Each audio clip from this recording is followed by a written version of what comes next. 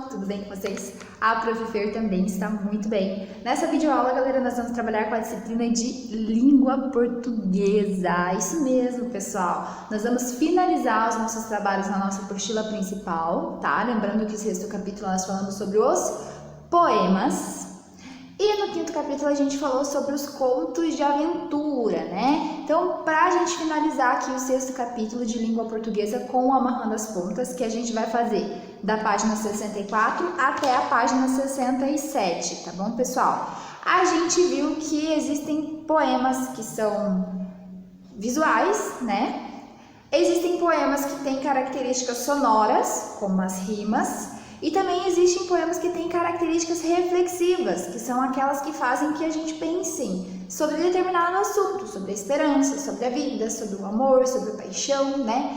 Já aqueles poemas visuais são aqueles em que a posição das palavras ou das letras, elas fazem com que o leitor imagine algo, tá? Essa semana eu recebi um vídeo semana passada eu recebi um vídeo da aluna Amanda. A Amandinha mandou um vídeo pra prof, que ela achou um poema que explica muito bem qual é essa característica visual do poema dela, tá bom? Eu vou pegar um trechinho do vídeo em que ela mesma e a mãe dela explicam qual é essa característica visual e por quê, e vou deixar aqui na sequência, ok?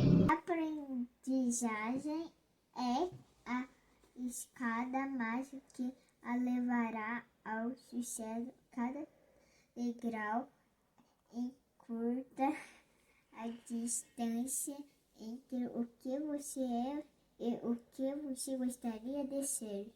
Nesse poema tem recurso visual? Sim, aqui parece uma escada e uma menininha subindo. E esse poema faz a gente pensar? Sim. Então, o que está querendo dizer com esse poema? Que quando você está na escola na escola a gente não aprende coisas? Sim. E quem ensina na escola?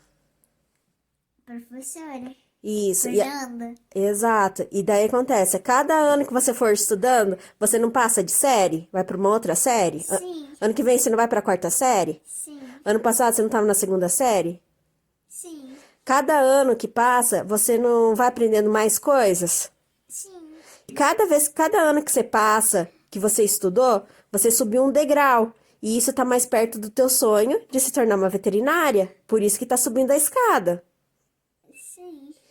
E deixa eu perguntar, e esse poema é um som de uma canção, sim ou não? Não, né? Não tem uma canção dela. Porque alguns poemas pode ser de canção, né? Mas não é o caso, esse daí não.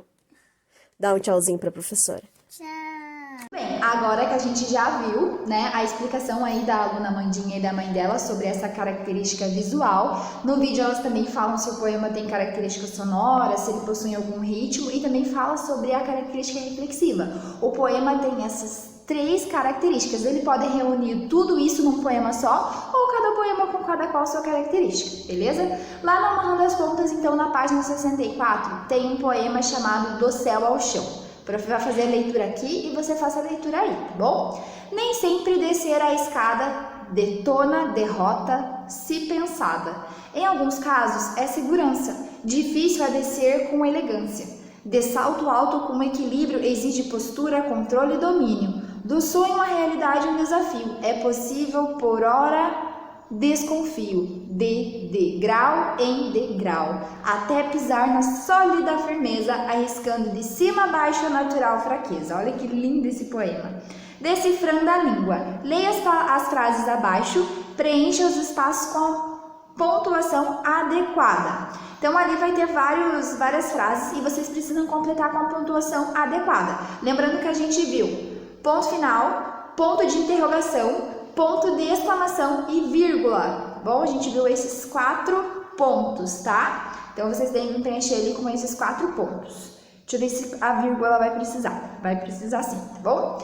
A número 2, pessoal, eu vou fazer aqui junto com vocês. Ela é para vocês completar um diálogo. O diálogo tem ali algumas respostas e algumas perguntas, e nas linhas que estão em branco você deve completar o diálogo. Eu vou fazer aqui o meu e você faz aí o seu, tá? Por exemplo, Número 2, complete o diálogo a seguir usando os sinais de pontuação quando necessário. Então, ali a resposta que a pessoa deu, meu nome é Carlos, quantos anos você tem? Se ele respondeu meu nome é Carlos, obviamente alguém perguntou para ele, né? Então, eu perguntei, qual é o seu nome? Ponto de interrogação. Aí ele respondeu, meu nome é Carlos, quantos anos você tem? Eu tenho 24 anos. E você? Eu também. Você gosta de ler? Ele perguntou para mim. Por que ele perguntou isso? Como que eu sei que ele perguntou isso para mim? Porque lá embaixo está escrito assim, sim, gosto muito de ler.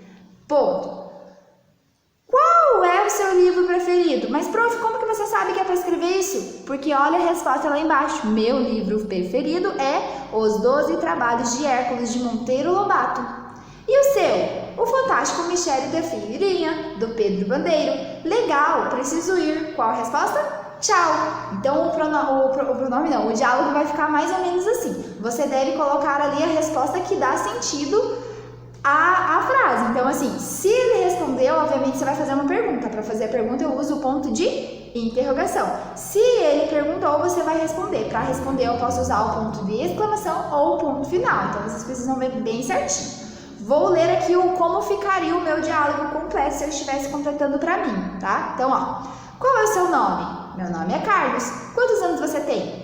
24 anos. E você? Eu também. Você gosta de ler? Sim, gosto muito de ler. Qual é o seu livro preferido? Meu livro preferido é Os 12 Trabalhos de Hércules, de Monteiro Lobato. E o seu?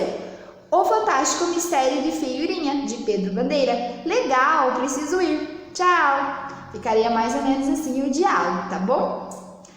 Tirando de letra a forma adjetivos com o substantivo entre parênteses para completar as frases. Então, ali vai ter frase da letra A, letra G, e no final da frase vai ter um parênteses com uma palavrinha verde. Essa palavrinha verde são os substantivos. Você deve criar adjetivos para colocar ali na frase. Por exemplo, letra A. Este macarrão está muito...